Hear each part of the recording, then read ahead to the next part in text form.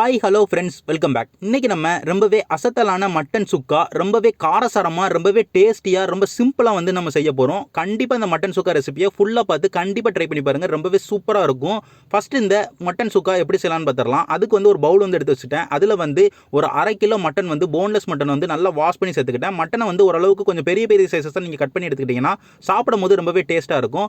Mutton சேர்த்தக்கப்புறமா நம்ம மசாலா எல்லாமே சேர்த்துக்கலாம். ஏன்னா இதை வந்து நம்ம ஃபஸ்ட்டு மேரினேட் பண்ண போகிறோம். மேரினேட் பண்ணி ஒரு 20 நிமிஷத்துக்கு நம்ம அதை அப்படியே விட போகிறோம். மேரினேட் பண்ணுறதுக்கு என்னெல்லாம் மசாலா சேர்க்குறேன்னு பார்த்துக்கிட்டிங்கன்னா, காஷ்மீரி மிளகாய் வத்தல் பொடி வந்து 1 டேபிள் ஸ்பூன் வந்து சேர்த்துருக்கேன். அதுக்கப்புறமா மல்லித்தூள் வந்து 1 டேபிள் ஸ்பூன் வந்து சேர்த்துருக்கேன். அதுக்கப்புறமா சீரகத்தூள் வந்து 1/4 டீஸ்பூன் வந்து சேர்த்துருக்கேன். அதுக்கப்புறமா சால்ட் வந்து, அதாவது உப்பு வந்து 1/4 டீஸ்பூன் வந்து சேர்த்துருக்கேன். பத்தலைன்னா நம்ம திரும்ப வந்து சேர்த்துக்கலாம். அதுக்கப்புறமா இஞ்சி பூண்டு பேஸ்ட் வந்து 1 டேபிள் ஸ்பூன் வந்து சேர்த்துருக்கேன். லெமன் ஜூஸ் வந்து 1/2 லெமன் வந்து புளிஞ்சு விட்டுருக்கேன். அதுக்கப்புறமா எண்ணெய் வந்து கடலெண்ணெய் வந்து 2 டேபிள் ஸ்பூன் வந்து நான் சேர்த்துருக்கேன். இது எல்லாத்தையுமே சேர்த்து நல்லா வந்து மிக்ஸ் பண்ணி விட்டுக்கோங்க. மிக்ஸ் பண்ணி முடிச்சக்கப்புறமா முதலே சொன்ன மாதிரி ஒரு 20 நிமிஷத்துக்கு அப்படியே வந்து விட்டுருங்க. ஒரு 20 நிமிஷம் கழிச்சு நம்ம வந்து ஸ்டவ் ஆன் பண்ணி அதில் வந்து குக்கர் வச்சு நம்ம முதலே மேரினேட் பண்ணி வச்ச மட்டனை வந்து நம்ம சேர்த்துக்கலாம். மட்டனை சேர்த்து நல்லா வந்து குக்கரில் வந்து நல்லா வந்து மிக்ஸ் பண்ணி விட்டுக்கோங்க. மிக்ஸ் பண்ணி முடிச்சக்கப்புறமா நம்ம வந்து தண்ணி வந்து சேர்த்துக்கலாம். தண்ணி வந்து இப்போ குக்கர் வந்து கொஞ்சம் தண்ணி ஊற்றி நம்ம குக்கரில் வந்து மட்டனை வந்து ஒரு 70% மட்டும் வேக வைக்க போகிறோம். ஃபுல்லாக வந்து வேக வைக்க போகிறதுல அது முக்கியமாக புரிஞ்சுக்கோங்க.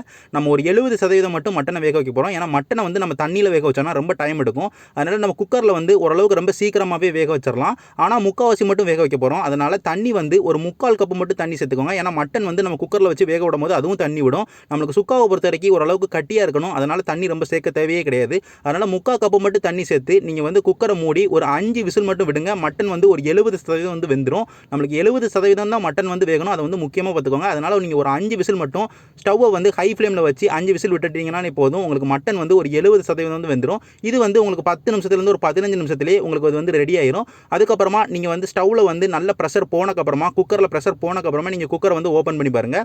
நீங்கள் குக்கரை ஓப்பன் பண்ணி பார்த்தீங்கன்னா தெரியும், உங்களுக்கு நல்ல வாசனையோட மட்டன் வந்து ஓரளவுக்கு இப்போவே மேக்ஸிமம் ரெடியான மாதிரி இருக்கும். உங்களுக்கு 70% வந்து உங்களுக்கு மட்டன் வந்து நல்லா வந்து வந்துடும். இந்த லெவலில் நம்மளுக்கு இருந்தால் போதும். இப்போ இதை வந்து நம்ம அப்படி தனியாக வந்து எடுத்து வச்சிரும். அதுக்கப்புறமா நம்ம ஸ்டவ்வில் வந்து இன்னொரு கடாய் வந்து எடுத்து வச்சுக்கிடுவோம்.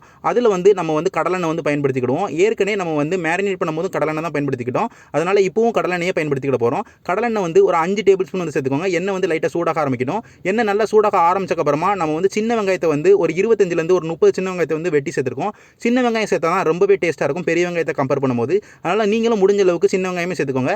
சின்ன வெங்காயத்தை வந்து நல்ல ஸ்டவ்வை வந்து ஹை ஃப்ளேமில் வச்சுட்டு ஓரளவுக்கு பொன்னிறத்தையும் தாண்டி, அதாவது லைட் ப்ரௌன் கலருக்கு மாற அளவுக்கு நல்லா வந்து வதக்கி எடுத்துக்கோங்க. ஏன்னா பொன்னிறத்தை தாண்டியும் வதங்கும் போது வெங்காயம் வந்து அது வந்து ஒரு ஸ்வீட்னஸ் வந்து தரும். அது ரொம்பவே டேஸ்ட்டாக இருக்கும் சுக்காக்கு. அதனால் நல்லா வந்து ஓரளவுக்கு பொன்னிறத்தையும் தாண்டி ஸ்டவ்வை வந்து ஓரளவுக்கு ஹை ஃப்ளேம் வச்சு ஒரு 4 நிமிஷத்துலேருந்து ஒரு 5 நிமிஷத்துக்கு நல்லா வதக்கி விட்டிங்கன்னா உங்களுக்கு வெங்காயம் வந்து நல்லா வந்து வதங்கிடும். வதங்கி முடிச்சக்கப்புறமா ஸ்டவ்வை வந்து லோ ஃப்ளேமில் வச்சுட்டு நம்ம கருவேப்பிலை இலையும் அது கூடவே வந்து பச்சை மிளகாவும் சேர்த்துக்கிடுவோம். கருவேப்பிலையில் வந்து ஒரு 15லேருந்து ஒரு 20 கருவேப்பிலையில் சேர்த்துக்கோங்க. பச்சை மிளகா வந்து 2 பச்சை மிளகா வந்து சேர்த்துக்கோங்க. 2 பச்சை மிளகாவை சின்ன சின்ன துண்டுகளை வெட்ட வேண்டாம், அப்படியே முழுசாக வந்து சேர்த்துக்கோங்க. ஏன்னா காரம் வந்து ரொம்ப ஆயிரும். அதனால் நம்ம வந்து அந்த எசன்ஸ், அதாவது அந்த ஃப்ளேவருக்காண்டி மட்டுமே தான் நம்ம வந்து பச்சை மிளகா வந்து சேர்க்குறோம். அதனால் பச்சை மிளகா அப்படியே சேர்த்து இது வந்து ஒரு 1 நிமிஷத்துக்கு நல்லா வந்து லோ ஃப்ளேம் வச்சு நல்லா வந்து வதக்கி விட்டுக்கோங்க. வதக்கி முடிச்சக்கப்புறமா நம்ம முதல்லையே குக் பண்ணி வச்ச அந்த மட்டனை வந்து சேர்த்துடலாம். மட்டனை சேர்த்து நல்லா வந்து மிக்ஸ் பண்ணி விட்டுக்கோங்க. நம்மளுக்கு தண்ணியும் வற்றணும், அதே நேரத்தில் மட்டனும் 30% வந்து நல்லா வந்து வேகணும். அதனால் ஸ்டவ்வை வந்து ஓரளவுக்கு மீடியம் லோ ஃப்ளேமில் வச்சுட்டு நீங்கள் மூடி போட்டு நல்லா வந்து ஒரு 10 நிமிஷத்துலேருந்து ஒரு 15 நிமிஷத்துக்கு நீங்கள் மட்டனை வந்து கொதிக்க விட்டிங்கன்னா உங்களுக்கு மட்டன் வந்து நல்லா வந்து வெந்துடும். நம்ம அந்த அளவுக்கு வந்து வேக விட்டால் போதும். ஒரு 10லேருந்து ஒரு 15 நிமிஷம் நம்ம வேக விட்டாலே போதும். மட்டன் வந்து நமக்கு ரொம்பவே நல்லா வந்து வெந்துடும். நம்ம ரொம்பவும் வேக விடக்கூடாது. ரொம்ப வேக விட்டோம்னா மட்டன் வந்து ரொம்ப வெந்துடும்.